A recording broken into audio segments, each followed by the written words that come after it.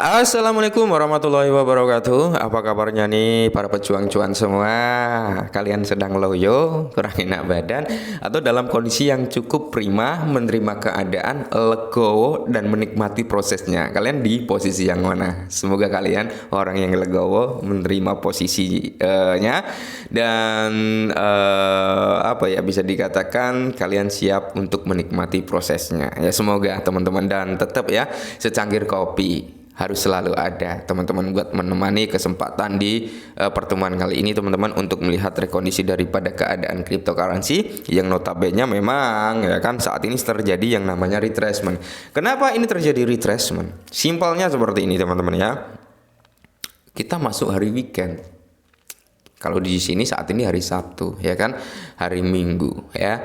Nah, kita sudah masuk hari weekend. Rata-rata nih teman-teman. Kalau trader luar mungkin hari ini masih hari Jumat lah ya, sebagian negara teman-teman. Tapi sudah ada sebagian negara yang udah mau masuk hari Sabtu, gitu teman-teman ya.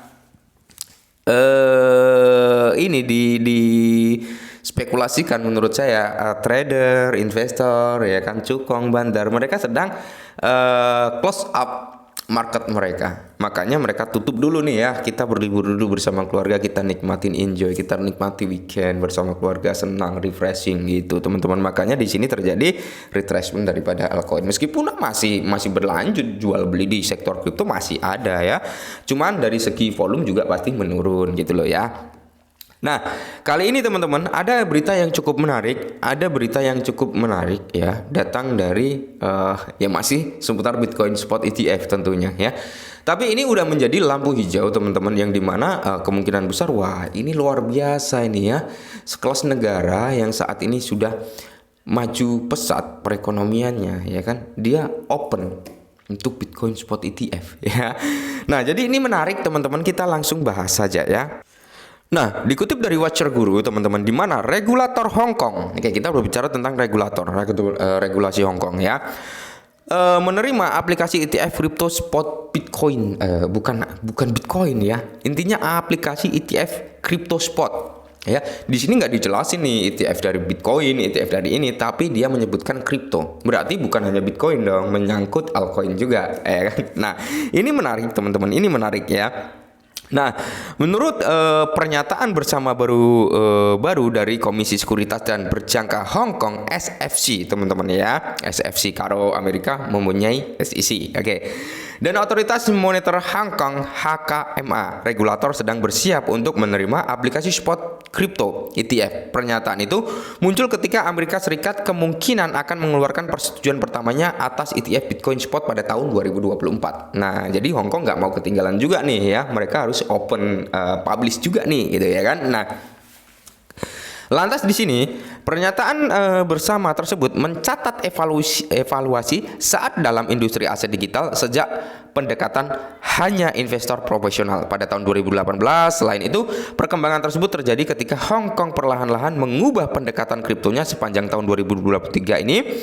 Kini mereka siap untuk mewujudkan produk investasi kepada konsumen di dalam negeri. Nah, mantap ya.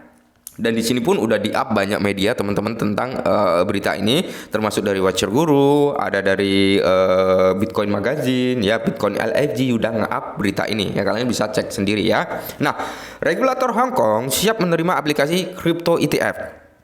Selama beberapa bulan terakhir, pembicaraan tentang ETF Bitcoin Spot di Amerika Serikat telah mendominasi diskusi. Nah, dengan lebih dari selusin permohonan dan dialog yang konsisten. Ya, maksudnya dalam lebih dari selusin itu kan ada 12 biji ya, karena lebih dari selusin karena ada 13 biji gitu ya kan. Nah, jadi dialog yang konsisten. Banyak yang berharap Komisi Sekuritas dan Bursa Amerika Serikat atau yang kita sebut SEC akan memberikan lampu hijau pada produk tersebut selanjutnya di bulan Januari teman-teman. Tampaknya negara-negara lain mungkin akan mengikuti jejaknya. Nah, ini sangat menarik teman-teman. Kenapa hal ini ditunggu-tunggu banyak orang ya? Dan Hong Kong kali ini udah ngeluarin statement nih, dia akan open ya, dia akan menerima spot ETF crypto. Nah, ini menarik ya.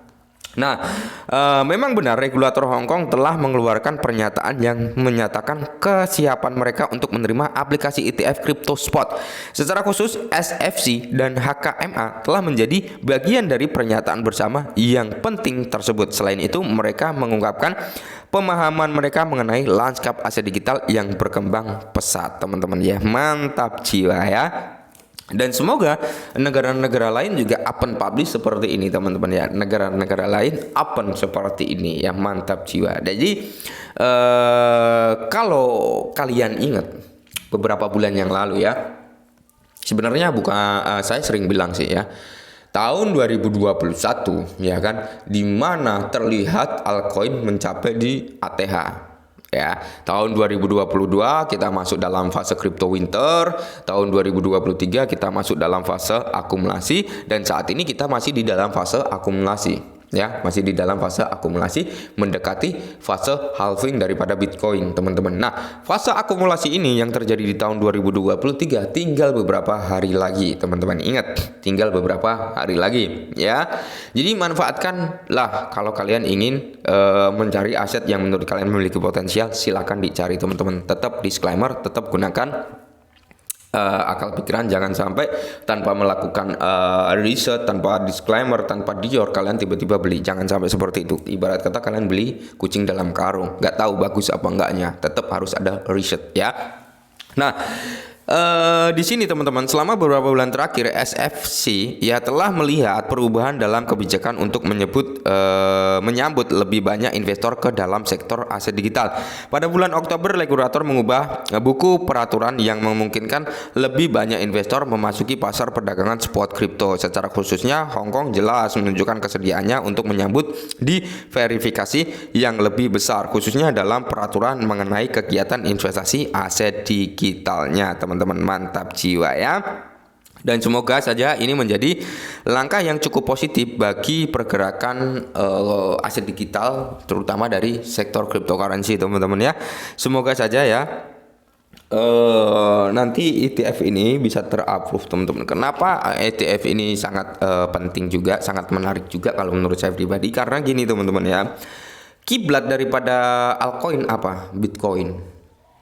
Ya kan, Bitcoin. Ketika Bitcoin mengalami flu, batuk, pilek, ya, meler ini teman-teman, harganya meler ya kan. Nah, meler ke bawah kayak gini teman-teman, otomatis kan harganya turun ya. Nah, itu akan membawa dampak negatif pada altcoin ya. Dampaknya sangat-sangat terasa ketika Bitcoin turun, teman-teman. Kenapa? Karena mayoritas orang-orang ya, karena mayoritas investor besar, cukong, bandar, paus ya, itu lebih cenderung menjual ya, akan menjual altcoin mereka. Lalu apa tujuan mereka ngejual? Karena mereka memiliki mindset berpikir Bitcoin mumpung murah, ayo borong, ayo belanja gitu ya. Itu mindset daripada cukong bandar ya. Makanya mereka ngejual altcoin, dan efek sampingnya altcoin akan mengalami penurunan yang cukup signifikan ya.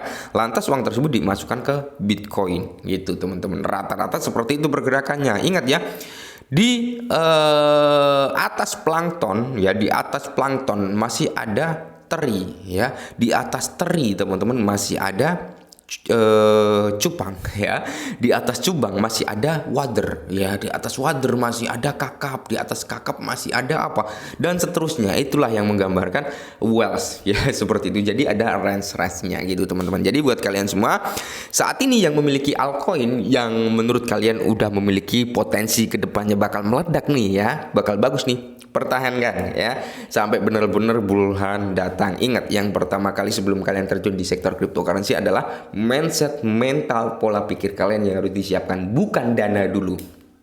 Dana bisa nyusul, teman-teman ya. Yang penting apa? Pelajari dulu pergerakan daripada kripto seperti apa. Pelajari dulu ya efek samping dari kripto itu seperti apa. Kuatkan mental Anda, mindsetnya harus terbuka. Jangan pernah memikirkan hanya keuntungan semata, tapi kalian juga harus memikirkan bagaimana resiko yang ada. Ketika kalian hanya memikirkan keuntungan semata, teman-teman, dan menghadapi ya, dan dihadapkan dengan siklus winter seperti ini, mental kalian yang akan diserang, psikolog kalian yang akan diserang, kalian akan down, nggak terima dengan keadaan kalau kalian nggak mempersiapkan dari awal. Resikonya seperti ini, nikmatnya seperti ini, ya kan, tahapan proses-prosesnya seperti ini, semuanya harus disediakan terlebih dahulu. Oke, mungkin ini dulu, semoga bermanfaat dan salam cuan.